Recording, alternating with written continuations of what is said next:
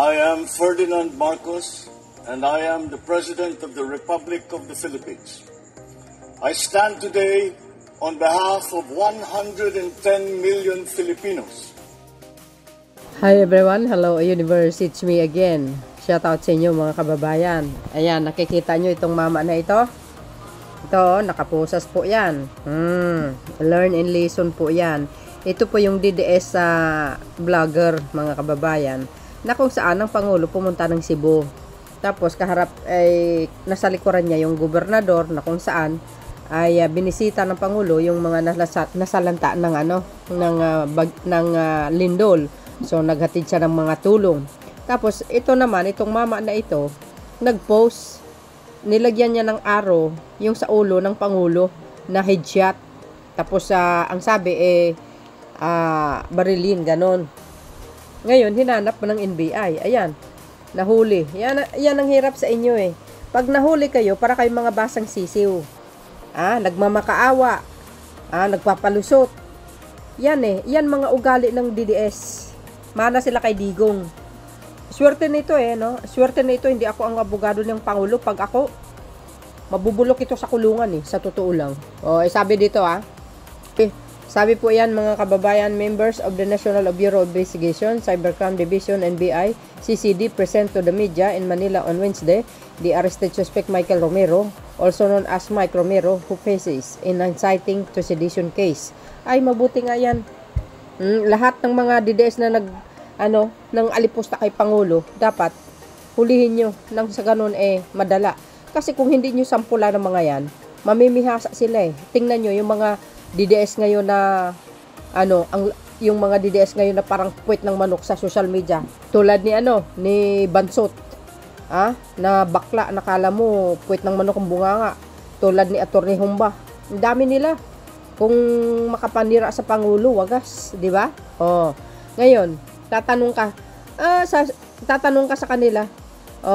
Magulo daw ang administrasyon. Bakit? Sino bang nanggugulo? Di ba? Ang mga Duterte, kampo, mga supporters, sila po ang nanggugulo.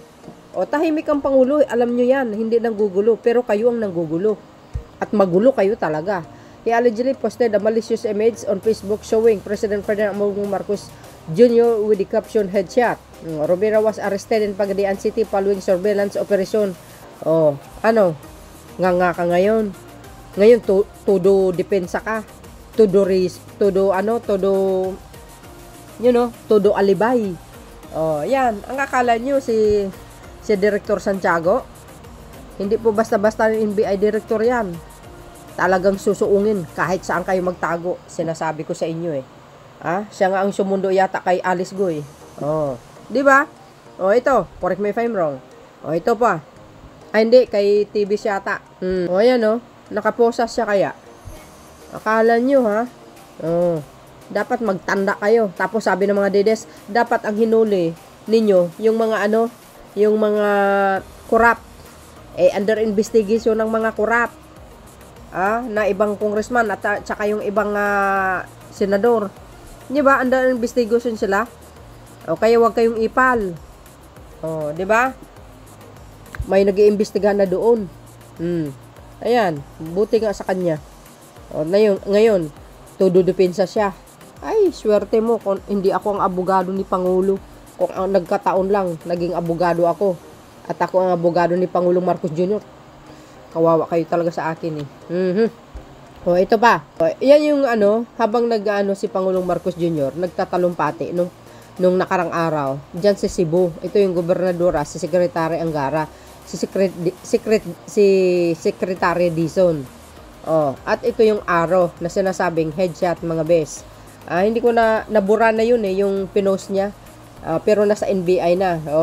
You see? Ayan yan ang sinasabi ng isang post dito ng Manila Standard. Look, the National Bureau of Investigation, NBI, announced on Wednesday the arrest of the uploader of an image of President Ferdinand Marcos Jr. social media with headshot as caption. Di ba? In a press briefing, the NBI Director Jaime Santiago said the word headshot for law enforcement agency means to shoot in the head. Tama, di ba? Yun ang kabubuhan talaga ng mga dilis sa totoo lang. O, pag nahuli sila, para silang power effect, kung ano-anong pinagsasabi. O, di ba? Kaya yan ang napala nyo. O, gawin nyo pa yan. We took that matter seriously. Later, he explained that it was the joke. Joke, mana kay Digong. Hindi po joke-joke yan. Jojokin ko yung pagmumukha mo. Swerte mo lang talaga oh. I told you when it's come to threat or in it attempt to President, Vice President, Senate President, Speaker of the House and the Chief Justice it is the primary jurisdiction of the NBI. He explained in Filipino. Tama! Mag-ingat-ingat kayo sa mga pinagsasabi nyo. Alam nyo, tayo po ay may freedom of expression. Pero, may limitado po tayo doon. Pero pag nasubrahan naman, di ba? Aba, ibang usapan na po yun. Lumalabag po kayo sa batas. Nasa demokrasya, tayo na bansa. Pero minsan, sa mga pag-uugali nyo, inaabuso nyo yung demokrasya, nasubrahan kayo. Natalo nyo pa si Hitler sa kasamaan, pati kay Digong. Di ba? Itong mga DDS, pinagmanahan nila kay Digong. Ayan, namana nila kasi. Kung kumitil ng tao, through hitman, ayan. Pati kay Sara Duterte, namana nila. O kay Pulong. Di ba? Sabi ni Mr. Las Cañas. Ito pa. Sinabi, ayan yung post niya, BBM non-stop pa rin ang pambubudol mo. Saan mo kinuha ang 60 billion? Mag-resign ka na. You only have 6 hours. I-analyze nyo ang ibig sabihin ng 6 hours. So, ibig sabihin, 6 na oras na lang ang nalalabi para kay Pangulong Marcos Jr. Because of the headshot caption. Ay, swerte mo lang talaga. Kung ako nagkataon na abogado ka at ako ang abogado ng Pangulo, kawawa ka sa akin. Mabubulok ka sa kulungan. Dapat ito makulong talaga. Hindi ito maganda yung sinasabi niya. You only have 6 hours. What for? Ano yun? Binabantaan mo ang Pangulo? 6 na oras na lang? Pag pumatak ng 6 na oras, so ibig sabihin, headshot? Di ba? Mabulok ka sa kulungan. Huwag nyo pakawalan yan. Dapat masampulan nyo. You see, mga kababayan, marami pa, mayroon pa yan hinahanap ko binura. Sabi ng NBI, ayan NBI arrest uploader of the image of the president with the headshot caption in Pagadian City. Yan. October 7, 2025. Kahapon. Yan ito, wag na natin basahin kasi isa lang din naman sinasabi. Ayan. Yan tinuli. Buti nga sa'yo yan. Tingnan nyo itong paliwanag niya. Pakinggan nyo. Talaga sa post, hindi ko po talaga alam na gagawa ng ibang ibig sabihin sa iba. Kasi sa amin, kaya sabi mo wala akong kasalanan kasi actually first nun is upload ko lang po yung download ko lang po yung image na yun. Tapos yung arrow na nakalagay doon, galing doon sa word na Bugo, yung Bugo City. Sa amin kasi, Bisaya kasi kami. Sa Bisaya kasi yung Bugo, pag sa Tagalog, Bobo. Sa Tagalog. Sa akin naman, sa nakita ko sa mga problema, sa management dito sa ating problema, kasi para sa akin naman kasi, we are all have right to question to all public servants. But I'm questioning only the job as a leader in this country. But I'm not questioning the personality. So, yung sa akin lang, karapatan, komento ko lang yung ibig sabihin doon. Pero iniba kasi sa ibang, iniba kasi ang ibig sabihin, kaya nagkaganon. Pero sa amin yun lang talaga yun. Yung araw na yun, yung nakalagay na headshot sa word na Bugo, yun lang po. Wala nang ibang ibig sabihin. Headshot lang. Ibig sabihin na babarilin sa ulo? Hindi po. Hindi na barilin sa ulo. Hindi ganun. Pati malayo sa personality ko yan. Hindi ko, alam ko naman ng tama at saka mali sa sa mga Bali, yung araw lang na yun, napupunta kay sa presidente natin is galing doon sa word na Bugo. Yun lang yan. Yung Bugo sa amin kasi bugog, sa Bisaya, sa Tagalog, bobo. Yun lang yun. Bakit mo nasabi yan, sir? Na ano ko lang yun sa mga nangyayari ngayon, yung mga nangyayari ngayon na problema. Kaya, pero hanggang doon lang po yun, hindi talaga, komento ko lang yun, komento lang.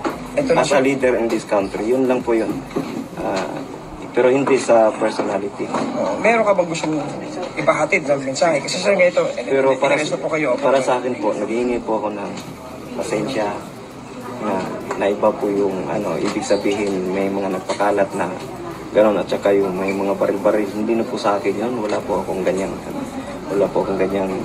mga datingan or ano. Yung sa akin lang, yung image na yun lang talaga na komento ko lang. Ang meaning kasi ng image, parang nagkomento lang ako sa nangyayari ngayon. Pero parang paulit-ulit na daw kasi, sabi ni Director. Yun lang po talaga ang ko. Kasi lahat po, ako busy po kasi ako. Halos lahat ng mga na-upload is galing lang po sa download ko. Mga nasa social media po yun lahat. Wala akong masyadong rating. Meron man akong mga own talaga na po sa aking account. Yung mga text lang na sarili kong bilang komento lang din yun sa mga nangyayari. Meron ka bang baril, sir, sa bahay? Wala talaga akong mga ganun. In the past, meron ka pag-aaral na armas? Wala rin. Meron kang background na pagka-police o law enforcement? Wala po. Force Milay? Wala. So, yun mga bes, kung narinig nyo yung palusot nung DDS na yan, siyempre nasa kote eh. Kailangan niya magpalusot, mag-alibay. Ganun talaga. Pag mayroon kang ginawang katarantaduhan, ganun laging palusot.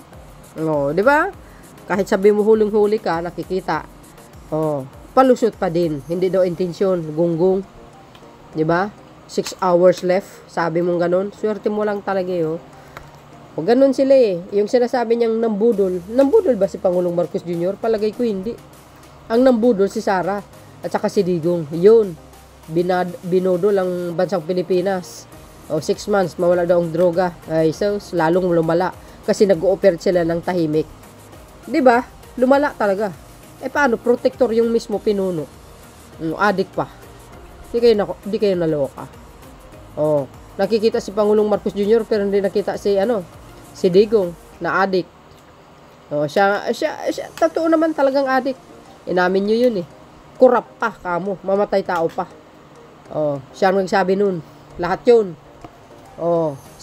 Yung sinasabi niya 60 billion, yun ang panawagan ng Pangulo na ibalik ang 60 billion sa PhilHealth. Di ba? Ang hirap kasi sa mga DDS, hindi nagre-research. Kung ano po ang narinig nila sa Quiapo, yun po ang i-upload nila. Di ba? Si Pangulong Marcos Jr., mamamatay lang talaga sila sa inggit. Sa sama ng loob kay Pangulo. Kasi the way na sinisiraan nila ang Pangulo, si PBBM focus lang sa kanyang trabaho. Tulong dito, tulong doon. Yun ang the best na revenge. Di ba? Ito naman, busy ang mga DDS sa paninira. Si Pangulong Marcos Jr. busy sa katutulong. Di ba? Yun ang maganda. Para sampal sa kanila. Kasi yung puon nila, puro lakwat sa dito, lakwat sa doon.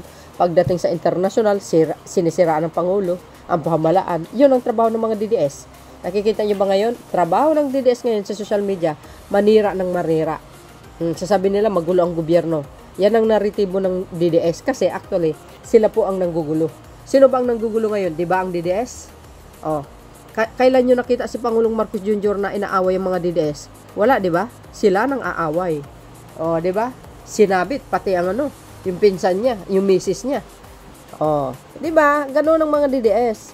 Tingin nila, malinis ang sinusuportahan nila. Pero hindi po nila nakikita kung gaano kabrutal ang pamumuno ni Digong sa mga mamamayang Pilipino, sa war on drugs niya, sa mga EJK victims. Di ba? Kitang-kita naman yun eh. So, yan. Dapat yan. Direktor, ikulong nyo, sampulan nyo yan. Para nang hindi mapamarisa ng mga yan. Ang yayabang itong mga to eh. Pag nahuli, akala mo, basang sisiw eh. Buti nga yan. So, yun mga kababayan. See you again on my next upload. Bye. And bagus. God bless Philippines.